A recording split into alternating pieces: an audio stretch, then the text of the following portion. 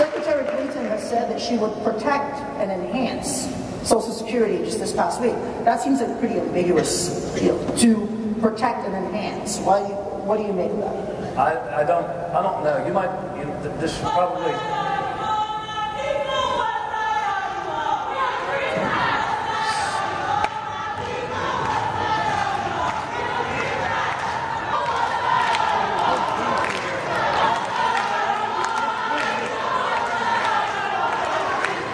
Good morning, Netroots.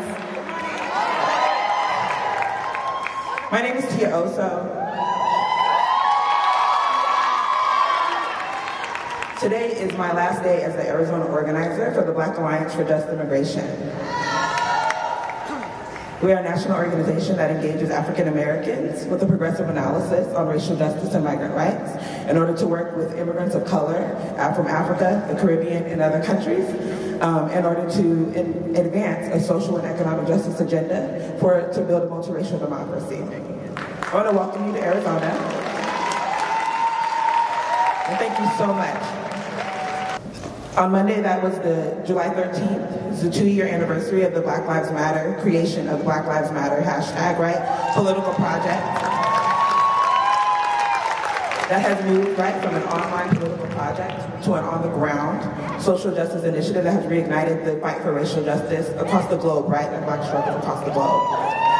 There's also the 1-year anniversary marking the death of, Eric Garner. And also, Sandra Bland died in police custody in Texas.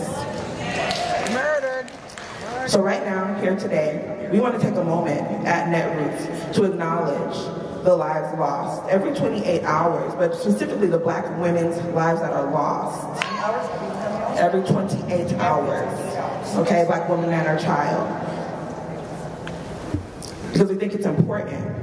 And we demand, just as I demanded from Netroots several times, and then decided to go ahead and create, right, a local-focused, Black-focused space to connect local Black community organizers with organizers who are here from around the country for Netroots, right? Because that's something that we had to do, right? That we should not have had to do, right? Black Roots. Hashtag Black Roots, okay? Because when they announced they wanted to come to Arizona and talk about immigration, I wondered, are you going to talk about the 25% of Black immigrants in Arizona who are here as asylees and refugees because of U.S. foreign policy? Are you going to talk about, when you go on your border tour, are you going to talk about the individuals that come from Cameroon and Somalia and Jamaica and Central America? Are you going to talk about the Garifuna? Are you going to talk about the Afro-Latinos? Are you going to talk about the Afro-Mexicans that are being taught at the border? But I knew that you would not. Right? I wanted to know, are you going to talk about Arizona and our state legislators, 75% of whom are members of ALEC, who introduced legislation into the Arizona state legislature unedited? The state that passed SB 1070, the state that passed SB 1062 twice, the state that passed SB 1445, the Senate bill that would have kept secret the names of police officers that commit deadly use of force, and redacted their names from their disciplinary records, that we had to come together as a Black and brown community to tell Governor that he needs to veto.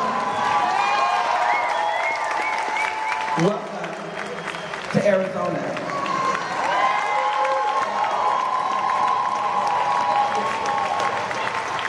Welcome to Arizona, where Monica Jones, a Black trans woman, cannot walk down the street. Today cannot walk down the street. Okay?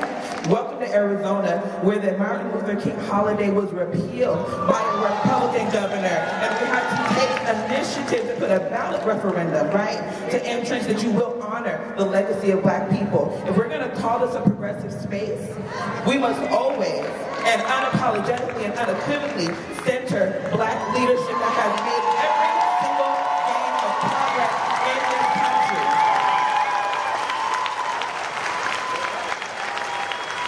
So we are going to hold this space. We are going to acknowledge the names of Black women that have died in police custody. And then, Governor O'Malley, we do have questions for you about what your agenda going to be to make sure that Black lives do matter, And that as the leader of this nation, will you advance a racial justice agenda that will dismantle, not reform, okay, not make progress, but that will begin to dismantle structural racism in the United States?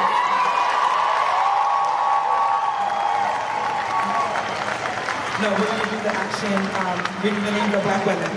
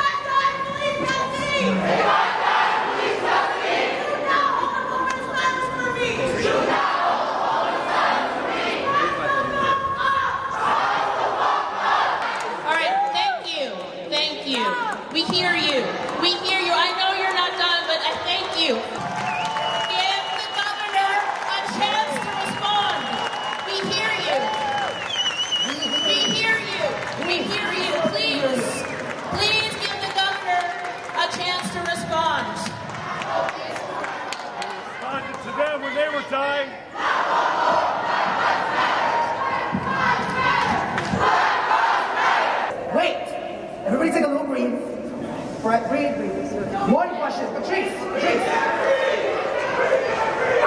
One question, man. You only got one. Patrice, go ahead. Where's the mic? You didn't want to give it? Right here. Can you give it to her, please? Thank you. Is Patrice? Patrice. Patrice, one of the co-founders of Black Lives Matter. Please, Okay, so first of all, it's not like we like shutting shit down. It's not like we like shutting shit down, but we have to. We are tired of being interrupted. The governor is going to be able to speak. We know that he's been here. We also know that Senator Bernie Sanders is back there. We appreciate you listening to us in the audience, holding space for us. But let me be clear. Every single day, folks are dying. Not being able to take another breath. We are in a state of emergency. We are in a state of emergency. And if you don't feel that emergency, you are not human.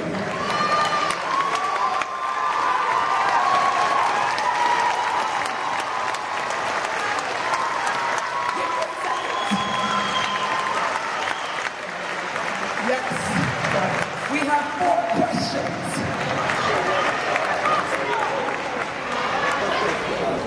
The question we have, and I'll just mix all my 4 questions in one if that's what you want to do. It really boils down to the fight for Black and brown lives. It really boils down to not what you have done, but what you will do. What will you do to stop police unions battering our names after their law enforcement kills us? I want to hear concrete actions. I want to hear an action plan. That's what we want to hear, and we want to hear from Bernie Sanders too.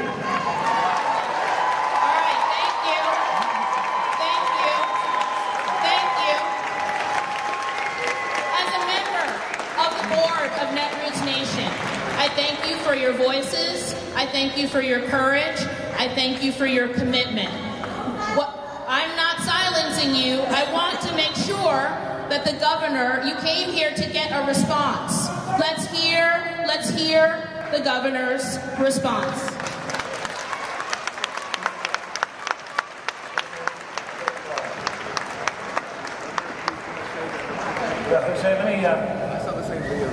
Let me say a couple things. First of all, I think that all of us as Americans have a responsibility to recognize the pain and the grief throughout our country from all of the lives that have been lost to violence, whether that's violence at the hands of of police, whether that's violence in the hands of civilians.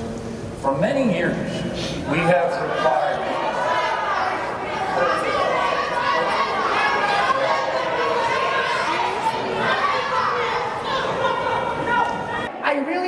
specific responses, back to the point, not generalities, right? But go ahead. Wait, listen.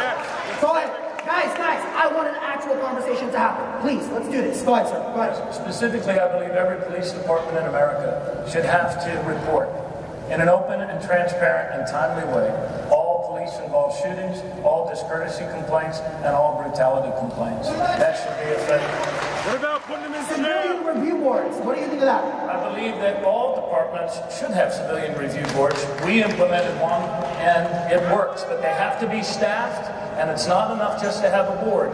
You have to give them the money to hire their own detectives so they can investigate whatever they want to investigate. What? Will you do that? Yes, look, I'm going to be rolling out a criminal justice reform package as a candidate for president. And as I do so, I want everyone in this room to ask all of the other candidates for theirs.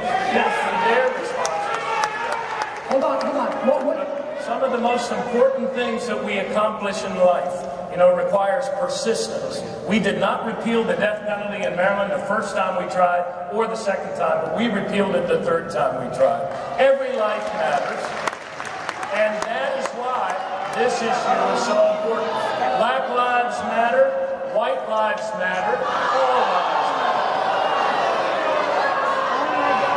Black lives matter, white lives matter, all lives matter. Oh wait, unfortunately, Senator Sanders is waiting out there. We have to ask Senator Sanders the exact same questions. So let's get going. Thank you for having me. Thank you for being here. Thank you all very much. Thank you. Senator Sanders, are you ready to come out?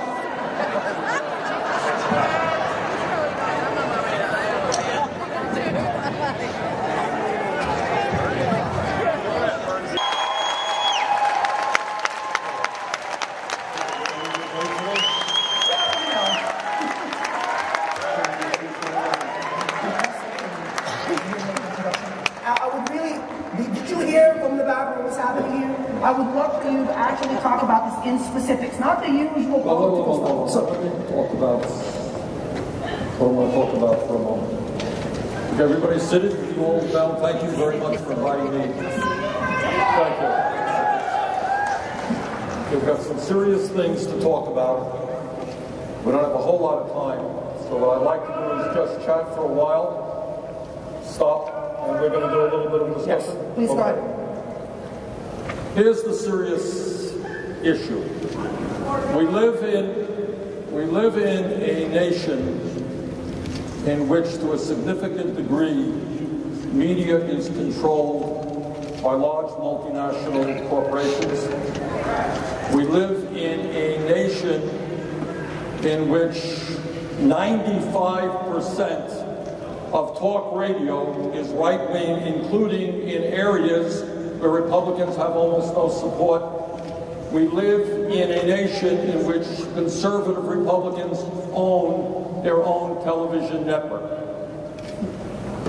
And that is why the work that many of you do in terms of blogging and on the internet is extraordinarily important, because you are presenting an analysis of what goes on in America and a vision of where we should go that corporate media does not present, and I thank you very much for that. Some of us, for years, have fought to raise the minimum wage. Some of us believe it should go to $15 an hour. And you know what? Wall Street Journal poll,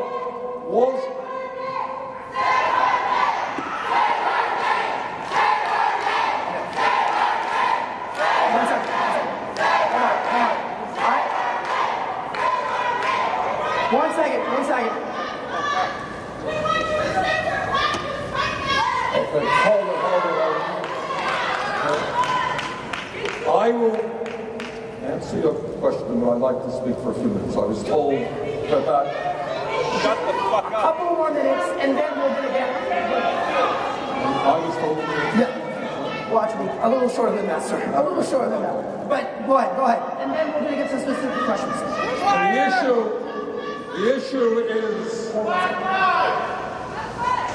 the issue is that it is.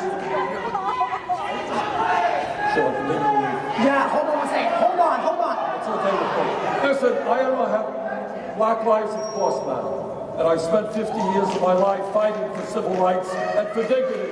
But if you don't want me to be here, that's okay. No, sir, we want you to be here and address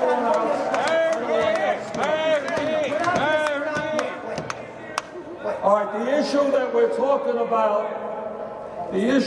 talking about is that we live in a nation which has more wealth and income inequality than any major nation on earth, and worse than since 1928. And maybe it's time we did something about it.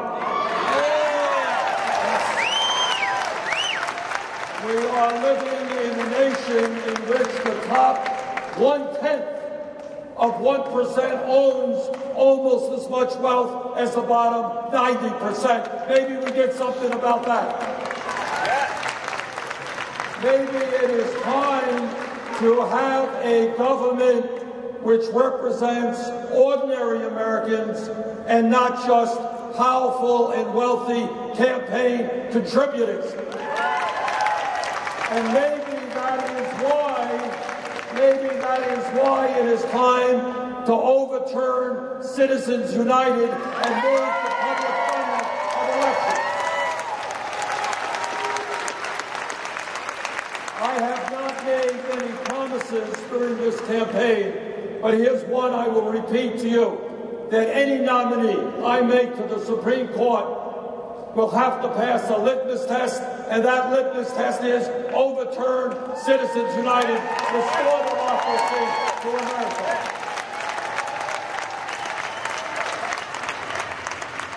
When we talk about issues like Black Lives Matter, let me tell you something. A study just came out a few weeks ago talking about youth unemployment in America, an issue we do not deal with as a nation. And here's what that report said. What that report said is that if you are a high school graduate and you're white, the unemployment rate is 33%. If you are Hispanic, the unemployment rate is 36%. If you are African American, the unemployment rate is 51%. And in my view, maybe, just maybe, it is time to invest in jobs and education, not in jails and incarceration.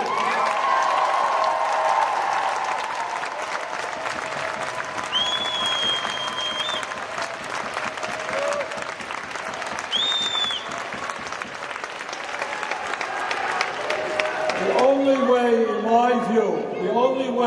my view, that we are going to transform America is to develop a strong grassroots movement, which I call a political revolution. In other words, we do not win and transform America when 63% of the American people don't vote. We don't transform America when 80% of the American people, young people, don't vote. So let me conclude my remarks by just saying this. I am probably the only presidential candidate who will tell you that no president, not Bernie Sanders, not anybody else, will be able to achieve what has to be done unless there is a political revolution.